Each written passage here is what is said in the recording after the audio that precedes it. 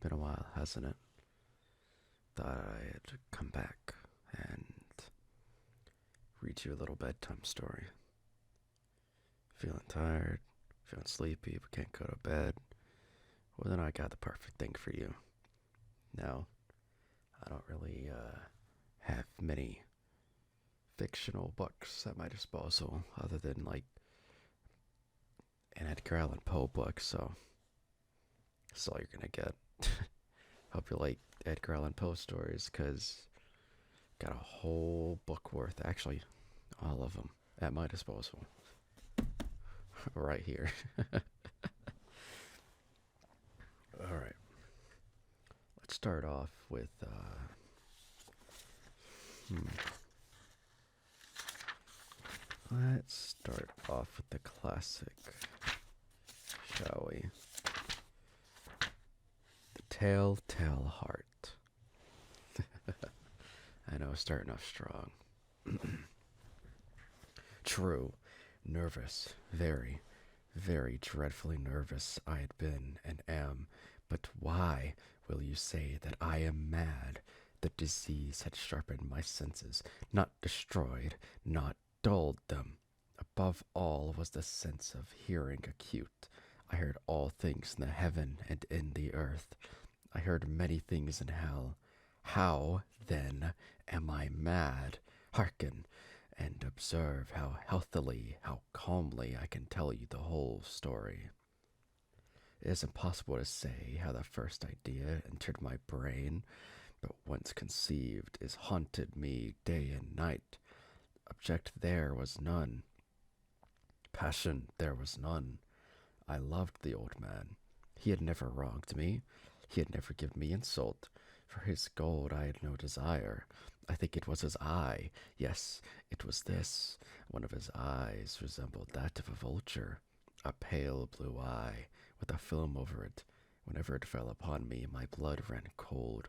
And so by degrees, very gradually, I made up my mind to take the life of the old man, and thus rid myself of the eye forever.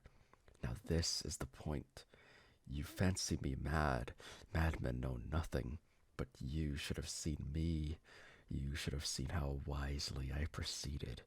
With what caution, with what foresight, with what dissimulation I went to work. I was never kinder to the old man than during the whole week before I killed him.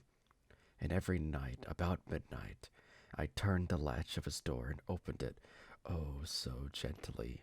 And then, when I had made an opening sufficient for my head, I put in a dark lantern, all closed, closed, that no light shone out. And then I thrust in my head. Oh, you would have laughed to see how cunningly I thrust it in. I moved it slowly, very, very slowly, so that I might not disturb the old man's sleep. It took me an hour to place my whole head within the opening so far that I could see him as he lay upon his bed.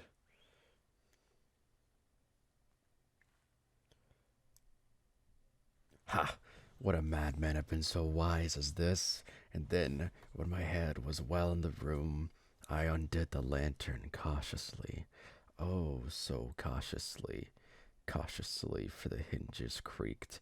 I undid it just so much that a single thin ray fell upon the vulture eye. And this I did for 7 long nights. Every night, just at midnight. But I found the eye always closed, and so it was impossible to do the work. For it was not the old man who vexed me, but his evil eye. And every morning, when the day broke, I went boldly into his chamber and spoke courageously of him, to him, calling him by name in a hearty tone, and inquiring how he passed the night. So you see, you would have been a very profound old man indeed to suspect that every night, just at 12, I looked in upon him while he slept. Upon the 8th night, I was more than usually cautious in opening the door. A watch's minute hand moves more quickly than did mine. Never before that night had I felt the extent of my own powers, of my sagacity. I could scarcely contain my feelings of triumph to think that there I was, opening the door little by little, and he not even to dream of my secret deeds of thoughts. I fairly chuckled at the idea, and perhaps he had heard me, for he moved on the bed suddenly, as if startled. Now you may think that I drew back, but no. His room was as black as pitch, with a thick darkness, for the shutters were closed, fastened, through the fear of robbers.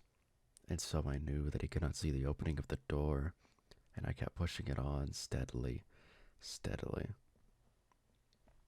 I had my head in, and was about to open the lantern, when my thumb slipped upon the tin fastening. The old man sprang up in bed, crying out, "Who's there?" I kept quite still and said nothing. For a whole hour I did not move a muscle, and in the meantime I did not hear him lie down. He was still sitting up in bed listening, just as I had done the night after night, hearkening to the death watches in the wall. Presently I heard a slight groan, and I knew it was the groan of mortal terror. It was not a groan of pain or of grief. Oh no, it was the low, stifled sound that arises from the bottom of the soul when overcharged with awe. I knew the sound well. Many a night, just at midnight, it has welled up from my own bosom, just deepening with its dreadful echo. The terrors that distracted me, I say I knew it well. I knew what the old man felt, and pitied him. Although I chuckled at heart, I knew that he had been lying awake ever since the first slight noise. When he had turned in the bed, his fears had been ever since growing upon him. He had been trying to fancy them causeless, but could not. He had been saying to himself, "It is nothing but the wind in the chimney. It is only a mouse crossing the floor," or "It is merely a cricket which has made a single chirp." Yes, he has been trying to comfort himself with these suspicions, but he had found all in vain, because death, in approaching him, had stalked with his black shadow before him, and enveloped the victim, and it was the mournful influence of the unperceived shadow that caused him to feel, although he never saw nor heard, to feel the presence of my head within the room. When I had waited a long time, very patiently, without hearing him lie down, I resolved to open a very, very little crevice in the lantern. So I opened it. You cannot imagine how stealthily, until at length a single dim ray, like the thread of the spider, shot from out of the crevice and fell upon the vulture eye. It was open, wide open, and I grew furious as I gazed upon it. I saw it with perfect distinctness, all a dull blue, with the hideous veil over it that chilled.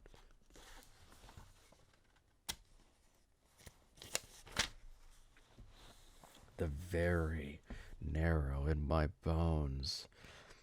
But I could see nothing else of the old man's face or person, for I had directed the ray as if by instinct precisely upon the damned spot.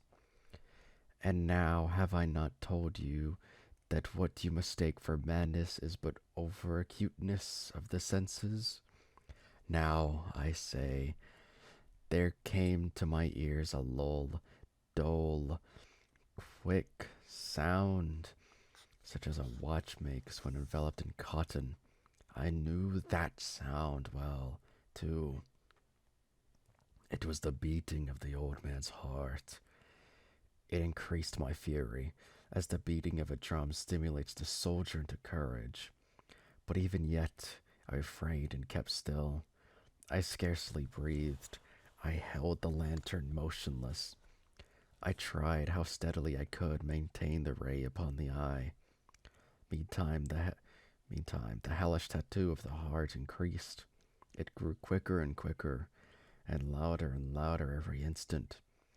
The old man's terror must have been extreme.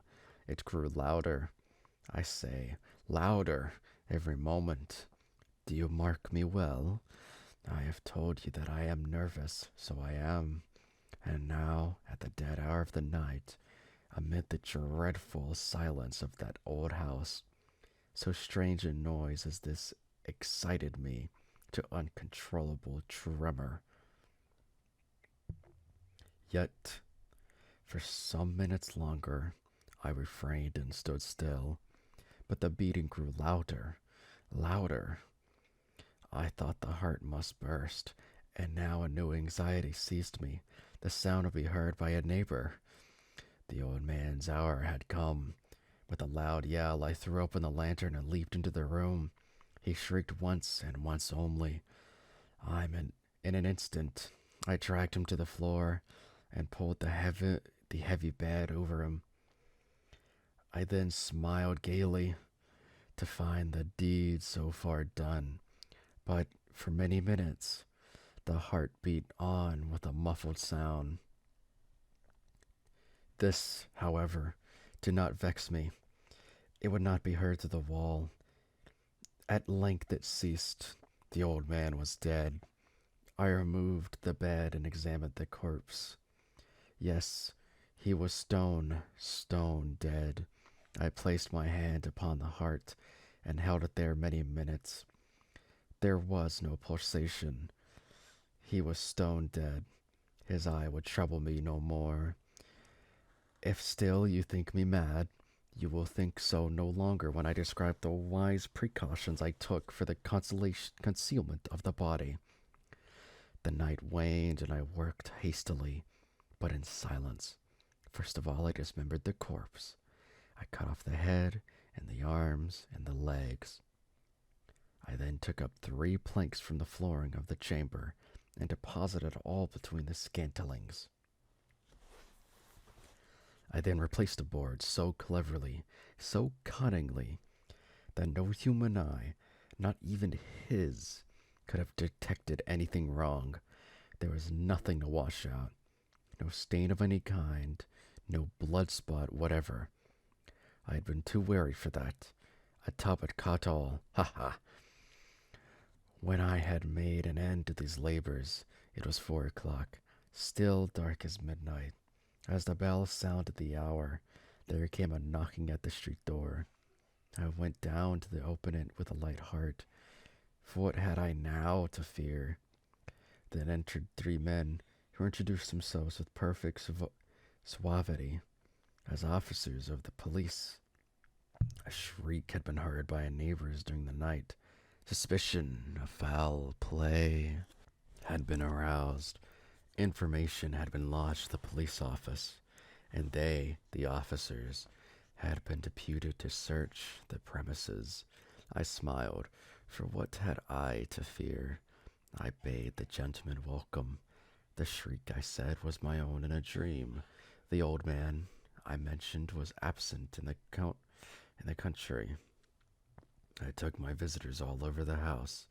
I bade them search well. I led them at length to his chamber. I showed them his treasures, secure, undisturbed.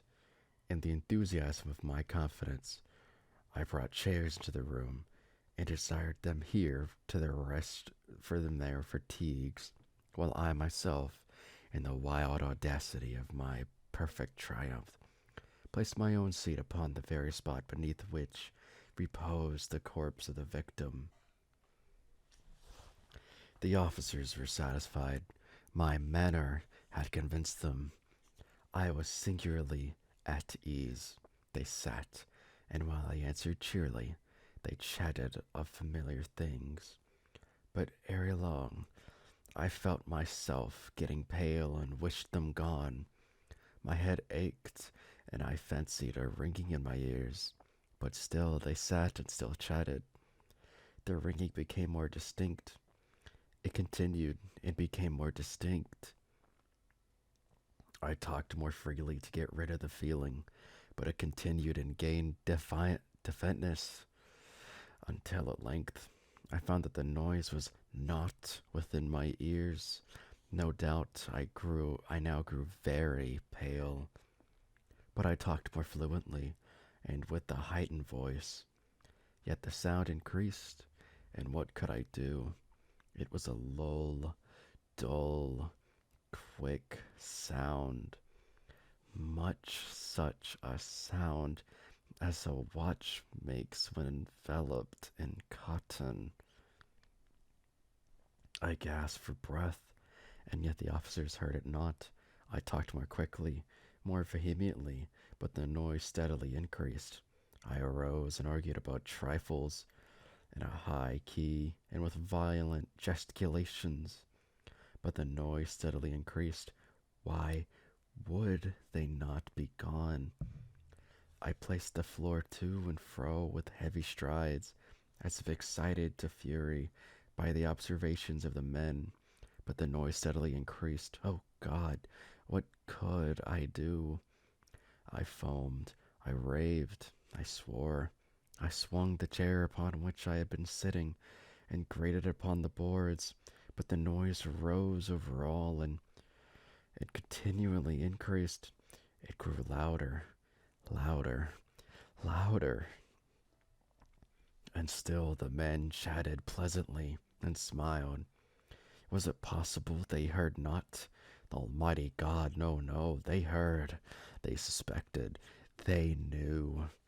They were making a mockery of my horror. This I thought, and this I think. But anything was better than this agony. Anything was more tolerable than this derision. I could bear those hypocritical smiles no longer. I felt that I must scream or die. And now, again, hark, louder, louder, louder, louder. Villains, I shrieked, dissemble no more. I admit the deed. Tear up the planks. Here, here. It is the bearing of his hideous heart.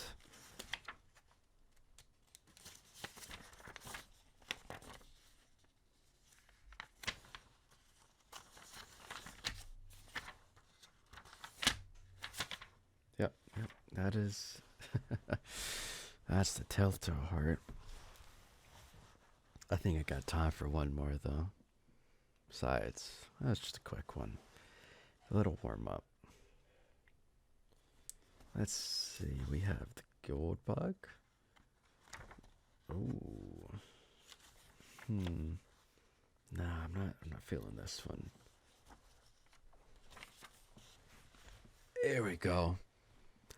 Moving on to our next story of today, or tonight, or whenever you're listening to this. The Black Cat. Once again, by Edgar Allan Poe. For the most wild, yet most homely narrative which I am about to pen, I neither expect nor solicit belief. Mad indeed would I be to expect it in a case where my very senses reject their own evidence. Yet mad am I not, and very surely do I not dream. But tomorrow I die, and today I would unburden my soul. My immediate purpose is to place before the world, plainly, succulently, and without comment, a series of mere household events. In their consequences, these events have terrified, have tortured, have destroyed me. Yet I will not attempt to expound them. To me, they have presented little but horror. To many, they will seem less terrible than barracudas. Hereafter, perhaps, some intellect may be found which will reduce my phantasm to the commonplace some intellect more calm, more logical, and far less excitable than my own, which will perceive in the circumstances I detail with awe nothing more than an ordinary succession of very natural causes and effects. For my infancy, I was noted for the docility and humanity of my disposition. My tenderness of heart was even so conspicuous as to make me the jest of my companions. I was especially fond of animals, and was indulged by my parents with a great variety of pets. With these I spent most of my time, and never was so happy as when feeding and caressing them. This peculiarity of character grew with my growth, and in my manhood I derived from it one of my principal sources of pleasure. To those who have cherished an affection for a faithful and sagacious dog, I need hardly to be at the trouble of explaining the nature or the intensity of the gratification thus derivable. There is something in the unselfish and self-sacrificing love of a brute which goes directly to the heart of him who has had frequent occasion to test the paltry friendship and gossamer fidelity of mere man. I married early, and was happy to find my wife a disposition not uncongenial with my own. Observing my partiality for domestic pets, she lost no opportunity of procuring those of the most agreeable kind.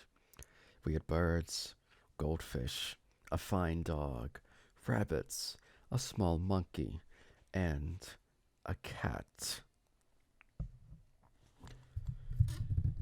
The latter was remarkably large and beautiful animal, entirely black and sagacious to an astonishing degree.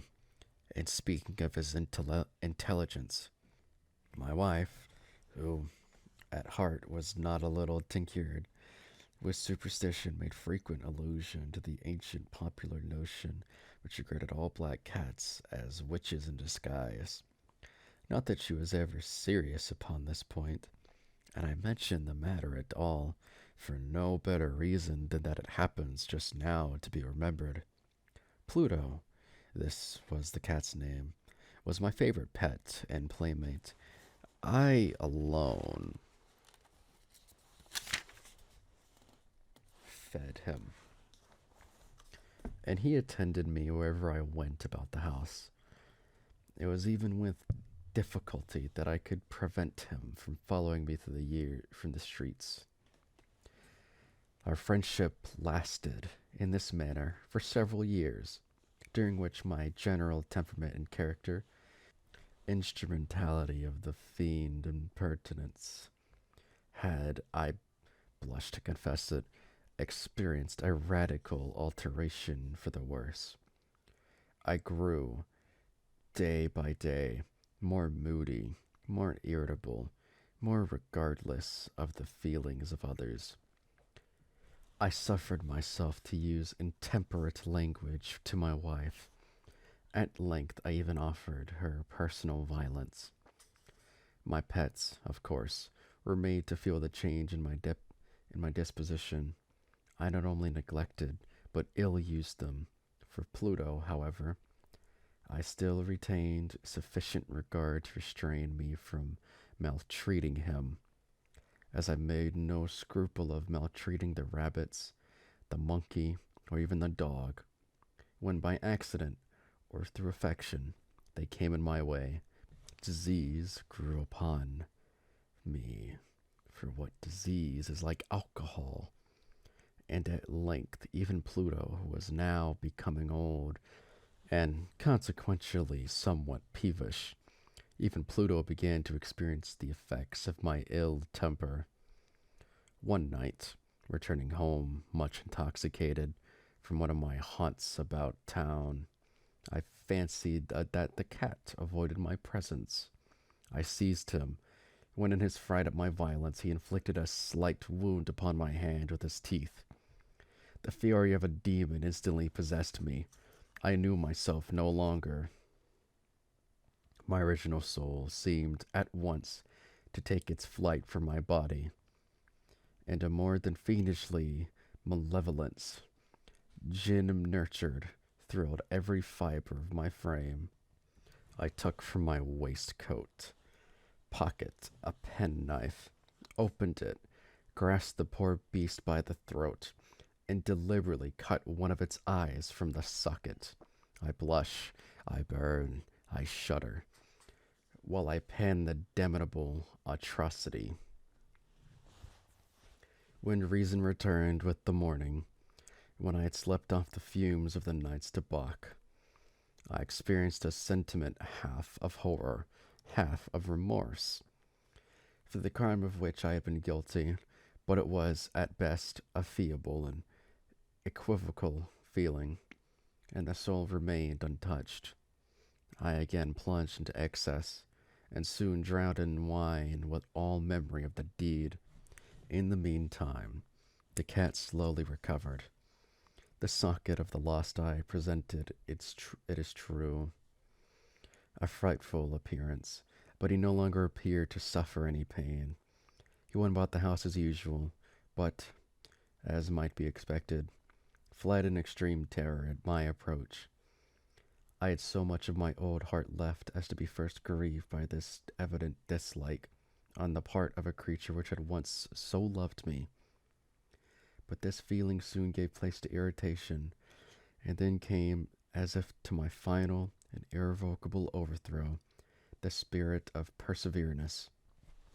Of this spirit philosophy takes no account, yet I am not more sure that my soul lives than I am that perseverance is one of the primitive impulses of the human heart, one of the indivisible primary faculties or sentiments which gave direction to the character of man, who has not 100 times found himself committing a vile or a silly action for no other reason than because he knows he should not? Have we not perpetual inclination in the teeth of our best judgment to violate that which is law, merely because we understand it to be such? The spirit of perseverance, I say, came to my final overthrow. It was this unfathomable longing of the soul to vex itself, to offer violence to its own nature, to do wrong for the wrong's sake only, that urged me to continue, and finally to consummate the injury I had inflicted upon the unoffending brute. One morning, in cold blood, I slipped a noose about its neck, and hung it so the limb of a tree, hung it with the tears streaming from my eyes, and with the bitterness remorse at my heart, hung it because I knew that it had loved me, and because I felt it had given me no reason of offense, hung it because I knew that in doing so I was committing a sin, a deadly sin, that would so jeopardize my immortal soul as to place it, if such a thing were possible, even beyond the reach of the infinite mercy of the most merciful and most terrible God.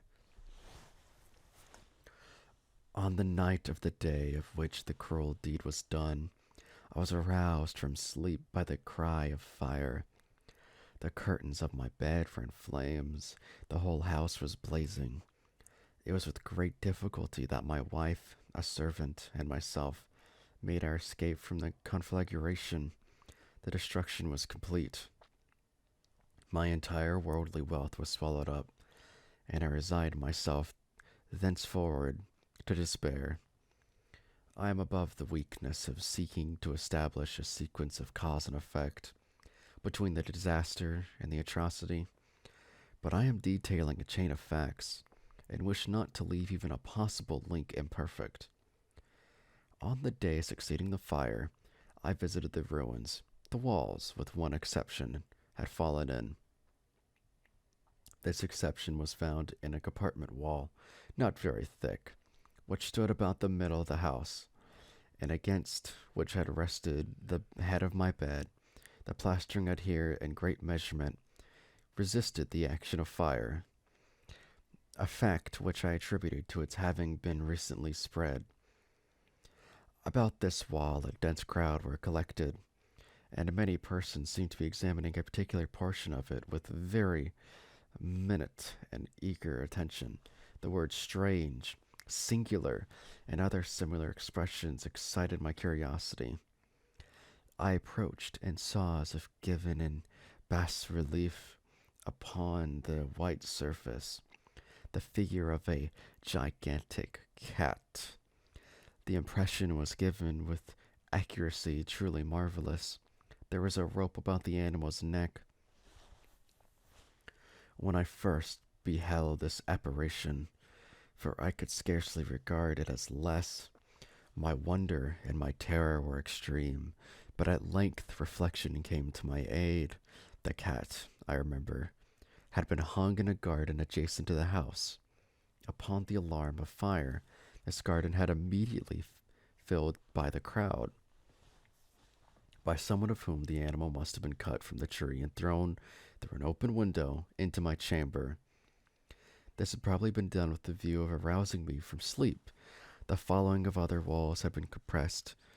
The victim of my cruelty into substance of the freshly spread plaster, the lime of which, with the flames and the ammonia from the carcass, had then accomplished the portraiture as I saw it. Although I thus readily accounted to my reason, if not altogether to my conscience, for the starting fact just detailed, it did not the less fail to make a deep impression upon my fancy. For months I could not rid myself of the phantasm of the cat, and during this period there came back into my spirit a half sentiment that seemed but was not remorse. I went so far as to regret the loss of the animal, and to look about me among the vile haunts which I now habitually frequented for another pet of the same species, and of somewhat similar appearance, with which to supply its place. One night, as I sat, half stupefied, in a den of more than infamy, my attention was suddenly drawn to some black object reposing upon the head of one of the immense hogsheads of gin, or of rum, which constituted the chief furniture of the apartment. I had been looking steadily at the top of this hogshead for some minutes, and what now caused me surprise was the fact that I had not sooner perceived the object thereupon. I approached it and touched it with my hand. It was a black cat, a very large one, fully as large as Pluto, and closely resembling him in every respect but one. Pluto had not a white hair upon the portion of his body, but this cat had a large, although indefinite, splotch of white, covering nearly the whole region of his breast. Upon my touching him, he immediately arose, purring loudly, rubbed against my hand, and appeared delighted with my notice. This, then, was the very creature of which I was in search.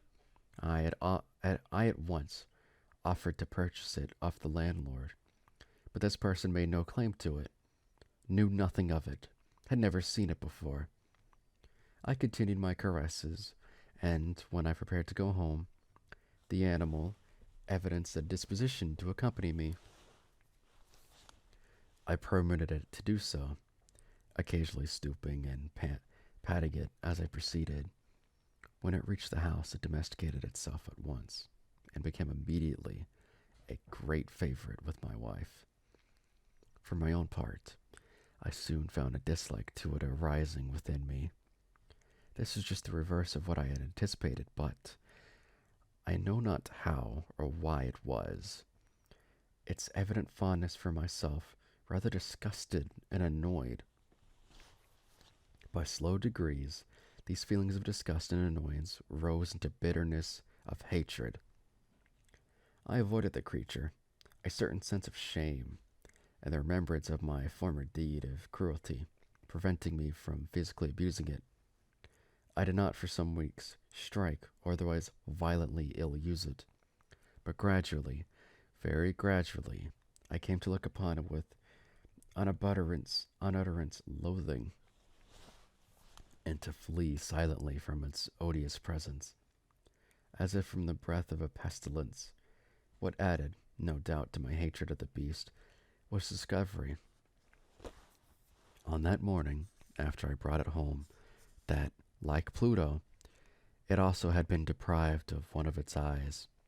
These circumstances, however, only endeared it to my wife, who, as I have possessed, in a high degree, the humanity of feeling which had once been my distinguishing trait, and the source of many of my simplest and purest pleasures. With my aversion to this cat, however, its partiality for myself seemed to increase. It followed my footsteps with a pertinency which it would be difficult to make the reader comprehend. Whenever I sat, it would crouch beneath my chair, or spring upon my knees, covering me with its loathsome caresses.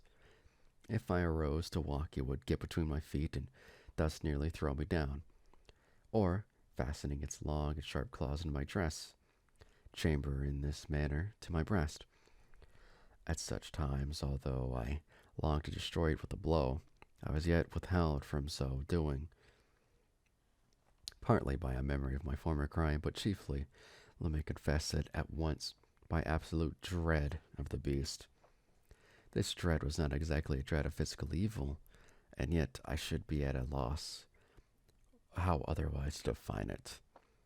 I am almost ashamed to my own, yes, even in this felon's cell, I am almost ashamed to own that the terror and horror with which the animal inspired me had been heightened by one of these merest chimeras. It would be possible to conceive my wife had called my attention more than once to the character of the mark of white hair of which I had spoken, and which constituted the sole visible difference between the strange beast and the one I had destroyed. The reader will remember that this mark, although large, had been originally very indefinite, but by slow degrees nearly imperceptible, and which for a long time my reason struggled to reject as fanciful, it had at length assumed a rigorous distinctness of outline. It was now the representation of an object that I shuddered to name, and for this, above all, I loathed and dreaded, and would have rid myself of that monster had I dared. It was now, I say, the image of a ghastly thing, of the gallows. O mournful and terrible engine of horror and of crime, of agony and of death.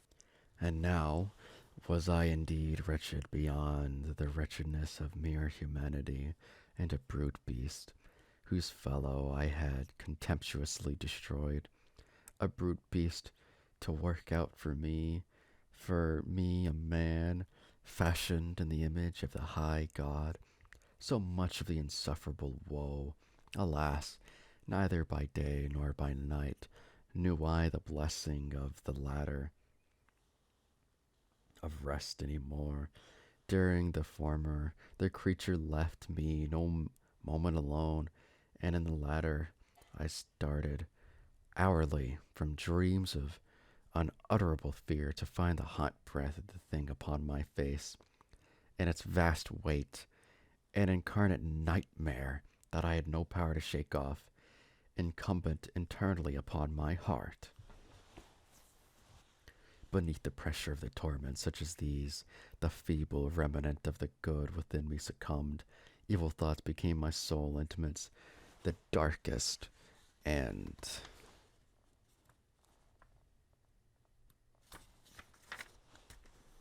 most evil of thoughts. The moodiness of my usual Templar increased to hatred of all things and of all mankind, while from the sudden, frequent, and ungovernable outburst of a fury to which I now blindly abandoned myself, my uncomplaining wife, alas, was the most unusual and the most patient of sufferers. One day she accompanied me upon some household errand into the cellar of the old building which our poverty compelled us to inhabit. The cat followed me deep down the stairs, and nearly throwing me headlong, exasperated me to madness, uplifting an axe and forgetting in my wrath, which had hitherto stayed my hand, I aimed a blow at the animal, which, of course, would have proved instantly fatal had it descended as I wished. But this blow was arrested by the hand of my wife, goaded by the interference into a rage more than demoniacal. I withdrew my arm from her grasp and buried the axe in her brain. She fell dead upon the spot without a groan. This hideous murder accomplished, I set myself forthwith, and with entire deliberation, to the task of concealing the body. I knew that I could not remove it from the house, either by day or by night, without the risk of being observed by the neighbors. Many projects entered my mind. At one period I thought of cutting the corpse into minute fragments and destroying them by fire. At another, I resolved to dig a grave for it in the floor of the cellar. Again, I deliberated about casting it into the wall in the yard, about packing it in a box as if merchandise with the usual arrangements, and so getting a porter to take it from the house. Finally, I hit it upon what I considered a far better expedient than either of these. I determined to wall it up in the cellar, as the monks of the Middle Ages are recorded to have locked up their victims. For a purpose such as this, the cellar was well adapted. Its walls were loosely constructed, and had lately been plastered throughout with a rough plaster, which the dampness of the atmosphere had prevented from hardening. Moreover, in one of the walls was a projection caused by a false chimney, or fireplace, that had been filled up and made to resemble the red of the cellar. I had no doubt that I could readily displace these bricks at this point, insert the corpse, and wall the hole up as before, so that no eye could detect anything suspicious. And in this calculation I was not deceived. By means of a crowbar, I easily dislodged the bricks, and having carefully deposited the body against the inner wall, I propped it at that position, while, with little trouble, I relaid the whole structure as it originally stood. Having procured mortar, sand, and hair, with every possible precaution, I prepared a plaster which could not be distinguished from the old, and with this, I very carefully went over the new brickwork. When I had finished, I felt satisfied that all was right. The wall did not present the slightest appearance of having been disturbed. The rubbish on the floor was picked up with the minutest care. I looked around triumphantly and said to myself, "Here at least, then, my labor has not been in vain." My next step was to look for the beast which had been the cause of so much wretchedness, for I had, at length, firmly resolved to put it to death. Had I been able to meet with it, at that moment there could have been no doubt of its fate, but it appeared that the crafty animal had been alarmed at the violence of my previous anger, and forbore to present itself in my present mood. It is impossible to describe or imagine the blissful sense of relief which the absolute of the detested creature occasioned in my bosom. It did not make its appearance during the night, and that's for one night at least, since its introduction into the house. I soundly and tranquilly slept.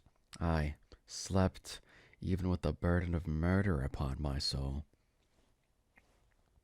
The second and the third day passed, and still my tormentor came not. Once again I breathed as the freeman.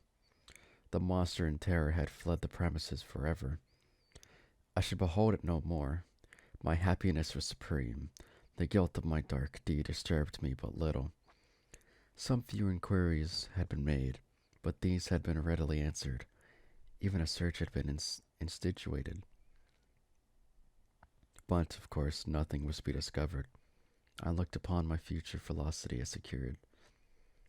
Upon my fourth day assassination, a party of the police came, very unexpectedly, into the house and proceeded again to make rigorous investigation of the premises, secure, however, in the inscrutability of my place of concealment. I felt no embarrassment whatever. The officers bade me accompany them in their search. They left no nook or corner unexplored.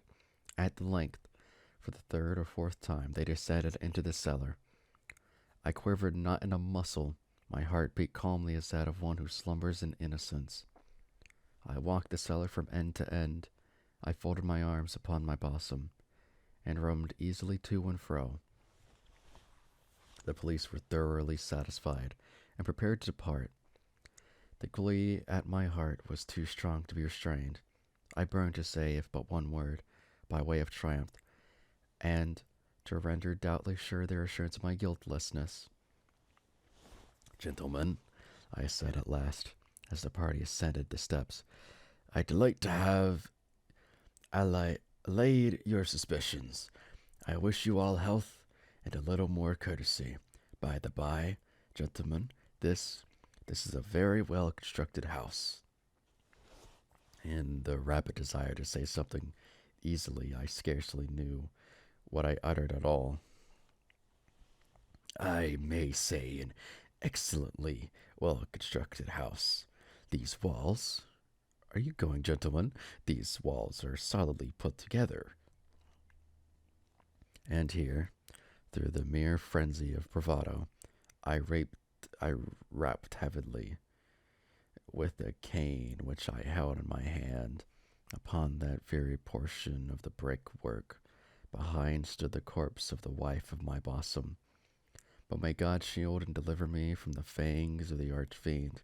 No sooner had the reverberation of my blows sunk into silence than I was answered by a voice from within the tomb, by a cry, at first muffled and broken, like the sobbing of a child, and then quickly swelling into one long, loud, and continuous scream, utterly anonymous and inhumane. A howl, a wailing shriek, half of horror and half of triumph, such as might have arisen only out of hell, conjointly from the throats of the damned in their agony, and of demons that exult in the damnation. Of my own thoughts it is folly to speak. Swooning, I staggered to the opposite wall. For one instant the party upon the stairs remained motionless, to the extremity of terror and of awe. In the next, a dozen stout arms were toiling at the wall. It fell bodily. The corpse, already greatly decayed and clotted with gore, stood erect before the eyes of the spectators. Upon its head, with the red extended mouth and solitary eye of fire, sat the hideous beast whose craft had seduced me into murder, and whose informing voice had consigned me to the hanged man. I had walled the monster up within the tomb. And there you go.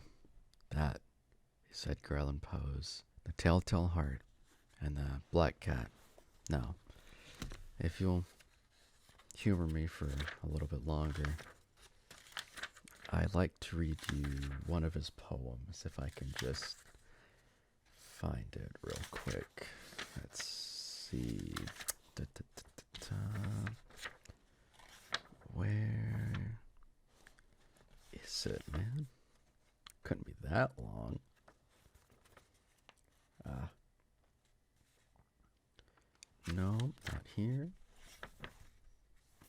Ah, there it is. Because it's February after all. Here's Edgar Allan.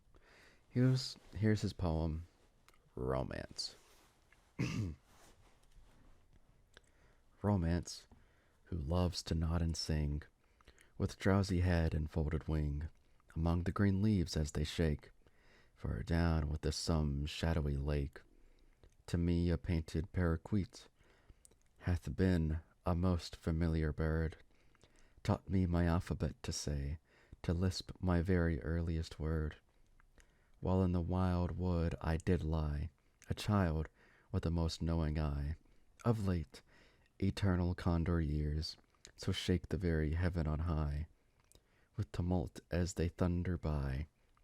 I've no time for idle cares, through gazing on the unquiet sky, and when an hour with the calmer wings, it's down upon my spirit flings. The little time with lyre and rhythm, to while away forbidden things, my heart would feel to be a crime, unless it trembled with the strings. And that is Edgar Allan Poe. Thank you for listening in. Hope you have a good day. Enjoy the rest of your night, or nap, I guess, or the rest of your day if you're listening to this before doing something or what, or if you're doing something right now. Well, I hope you get that sucker done. All right. Until then.